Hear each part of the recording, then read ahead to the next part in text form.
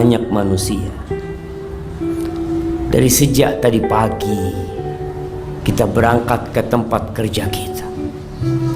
Kita melihat bagaimana mobil-mobil berlalu, motor-motor ramai dan padat di lampu merah. Pernahkah kita bertanya, mereka mau kemana?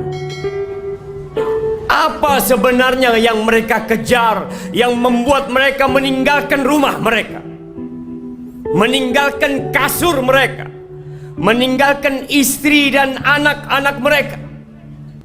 Seakan-akan mereka akan hidup kekal dan abadi. Bekerja, kaki dijadikan kepala, kepala dijadikan kaki. Setiap hari seperti itu. Hibbati fillah. Padahal kita sudah divonis mati. Sudah turun itu vonis mati. Kita hanya menunggu kapan kita dieksekusi. Semuanya. Allah mengatakan kepada Nabi, manusia terindah yang pernah menginjakkan kakinya di muka bumi ini, manusia termulia yang Allah cintai dan Allah banggakan. Allah mengatakan kepada beliau, innaka mayyitun wa innahum mayyitun. Muhammad alaika salatu wassalam ya Rasulullah, engkau sudah divonis mati. Engkau mayit yang berjalan di muka bumi. Wa innahum, tuh manusia-manusia yang sedang berjalan di muka bumi, yang mungkin sedang sibuk dengan pekerjaannya, yang mungkin sedang berada di atas motornya, yang mungkin sedang asik menikmati makanannya, mayitun. Semuanya bakal mati. Lalu apa yang kita cari?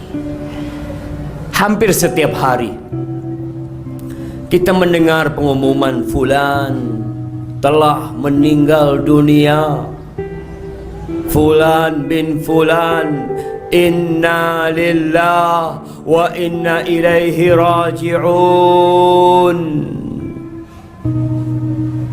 Kita kaget. Kalau tuh orang kita kenal, kalau kemarin tuh orang masih makan bersama kita, kita berpikir, ya Allah, bukankah dia yang sehat, yang kemarin makan bersama kita, yang kemarin olahraga bersama kita, yang mungkin kemarin sedang mengurus surat-surat motornya, surat-surat mobilnya. Hari ini dia meninggal dunia. Gak perlu kaget kita jemaah, karena suatu saat yang akan diumumkan di sana adalah nama kita. Kita hanya nunggu waktu. Kullu nafsin dha'iqatul maut. Kalau kita bicara pribadi, kita ingin hidup lebih panjang, tapi tunjukkan kepadaku, mana orang yang umur 100 tahun? Adakah yang hidup 200 tahun? Sebagian orang bangun istana, bangun rumah yang megah, yang mungkin bertahan untuk ratusan tahun. Kita bisa melihat rumah-rumah sisa bangunan Belanda. Kemana yang membangunnya? Kemana yang bekerja membinanya? Kemana yang pernah menempatinya?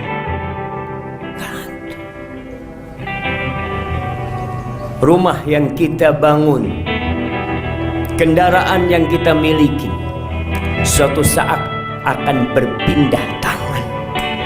Jangan bicara rumah kita, jangan bicara kendaraan kita, bumi yang kita tempati, yang kita melihat orang berjalan di atasnya, merasa aman.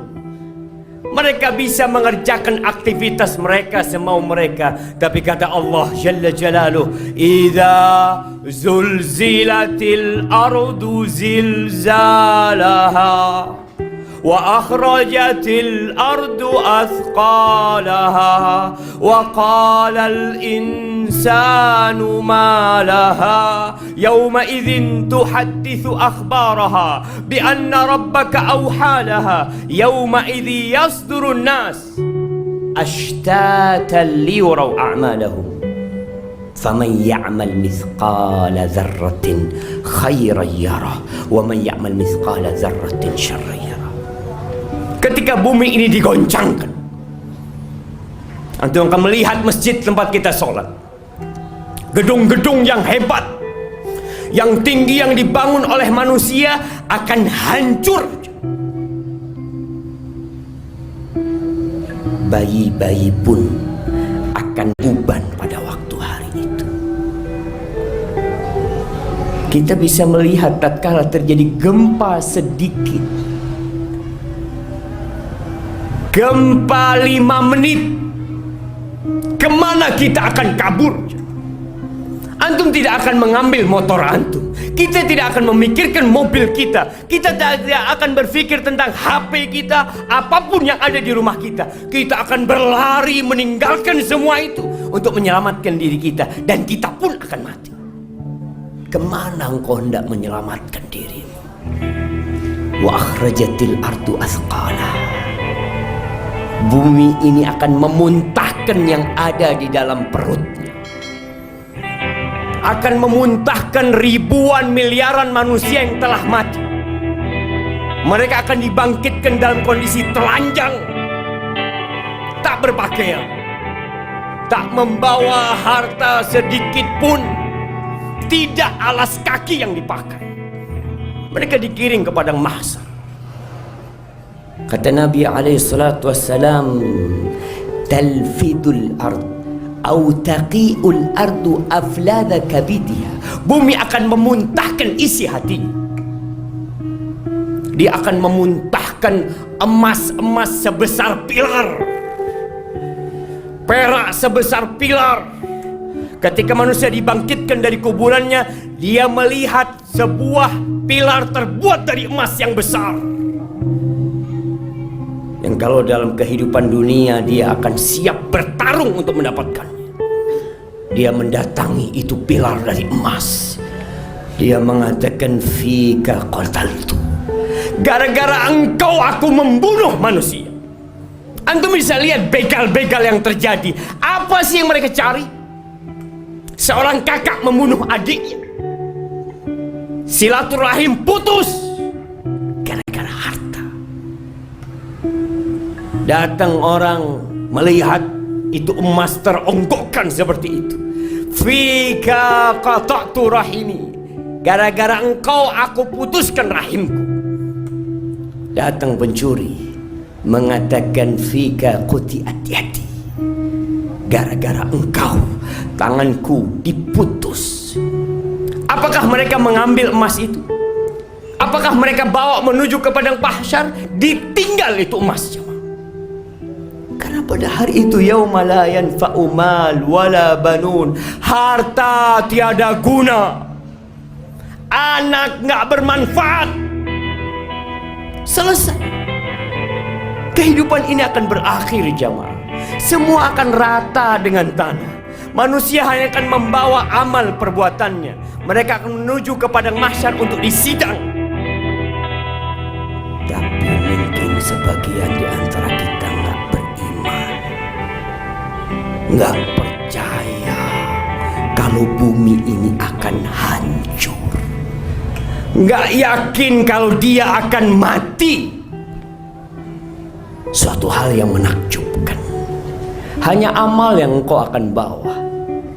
Ketika engkau dibawa oleh para pemanggul jenazah, ketika diletakkan di atas sana, rumahmu tidak engkau bawa, mobilmu, hartamu engkau tinggal. Engkau akan berteriak di dalam keranda tersebut.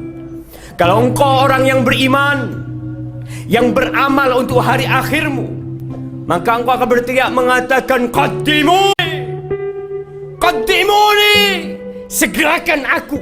segerakan aku ke tempatku sana. Dunia ini bukan tempat tinggal, jemaah. Bukan. Tunjukkan kepadaku, mana orang-orang kaya, mana penguasa-penguasa yang kekal dan abadi. Gak ada, jemaah. Semua mati. Mau presiden mati. Adapun kalau engkau bukan orang yang baik, maka di atas keranda itu engkau akan berteriak mengatakan, ya wailaha, aina yadhhabuna biha. Mau dibawa kemana aku ini? Mau dibawa kemana aku ini? Karena sejatinya kita tidak pernah mempersiapkan diri untuk liang lahat yang hanya 1 kali 2 meter. Yang kita melihat, kita membawa saudara kita bawa orang tua kita bawa ibu kita bawa teman kita, semua berakhir di sana. Sebesar apapun rumah yang dia miliki, sekaya apapun harta yang dia kumpulkan, akan berakhir ke satu tempat. Dan yang akan menemani kita di sana satu, amal perbuatan kita. Aqulu qouli hadza wa astaghfirullah li wa lakum wa lisa'il mu'minin wal mu'minat fastaghfiruhu innahu huwal ghafurur rahim. Kalau umur kita hanya 70 tahun di muka bumi ini, kita kerja capek-capek dari jam 6 sampai jam 3 sampai jam 4, jarang ketemu keluarga. Untuk yang 70 tahun kita bersungguh-sungguh. Apa kata Allah tentang hari akhir? Wa inna yawman inda rabbik ka alfi sanatin mimma ta'udun. Satu hari jemaah, satu hari di sisi Allah kelak nanti itu, kehidupan kita di hari akhir, satu hari sama dengan 1000 tahun dari kehidupan kita. Lalu kita nggak bersungguh-sungguh untuk yang satu hari sama dengan 1000 tahun. Haibati fillah, hanya ada 2 kelompok manusia nanti. Sebagian di surga dan sebagian di neraka. Allah bercerita, wa nada ashabul jannah ashaban nar. Kelak nanti penghuni surga akan menyeru penghuni neraka. Ketika semua sudah diputuskan, mereka mengatakan, an qad wajadna ma wa'adana rabbuna haqqa. Kita nih sudah mendapatkan apa yang dijanjikan oleh Tuhan kami. Kita disuruh sholat, kita disuruh ibadah, kita disuruh bangun malam, kita lakukan semua itu dengan janji Allah akan berikan. Dan kita sudah temukan janji itu. Sungai-sungai yang mengalir, taman-taman yang indah, tidak ada kelelahan, tidak ada kecapean, semua yang diinginkan jiwa didapatkan di sana. Kita sudah dapatkan itu.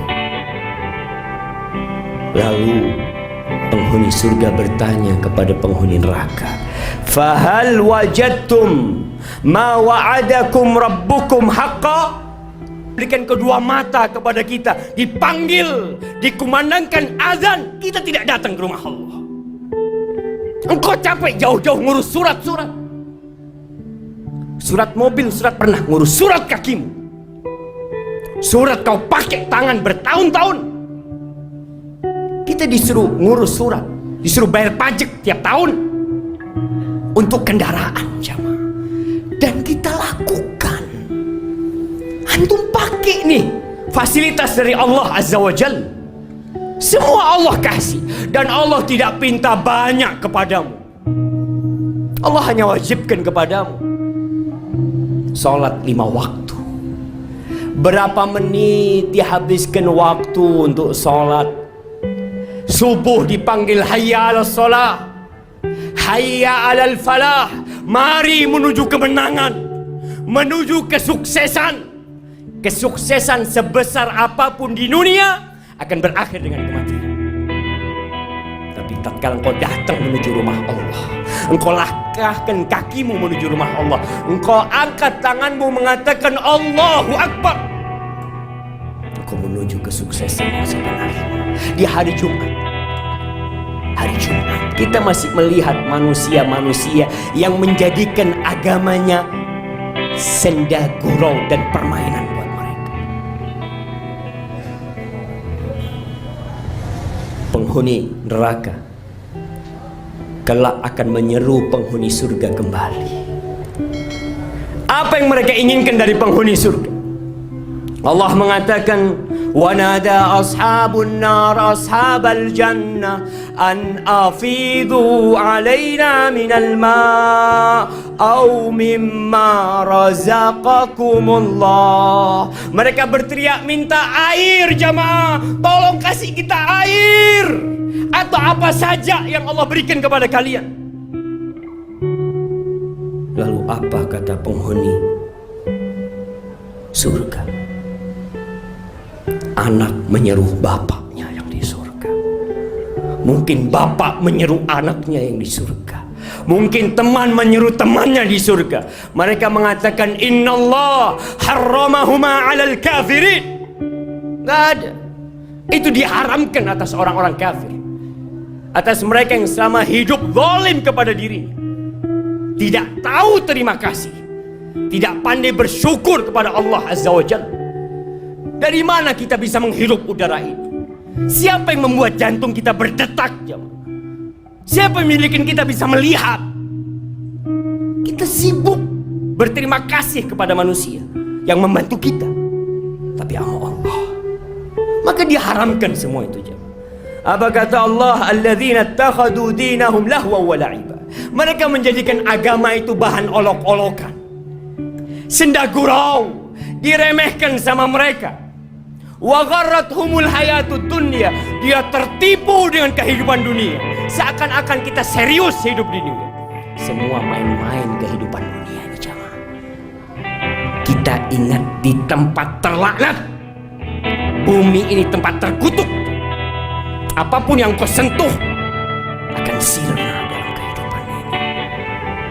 Ingat bapak kita Nabi Adam alaihissalam diturunkan ke bumi karena dihukum karena dosa yang dia lakukan. Kemudian kita berharap untuk bersenang-senang di tempat ini. Sadarlah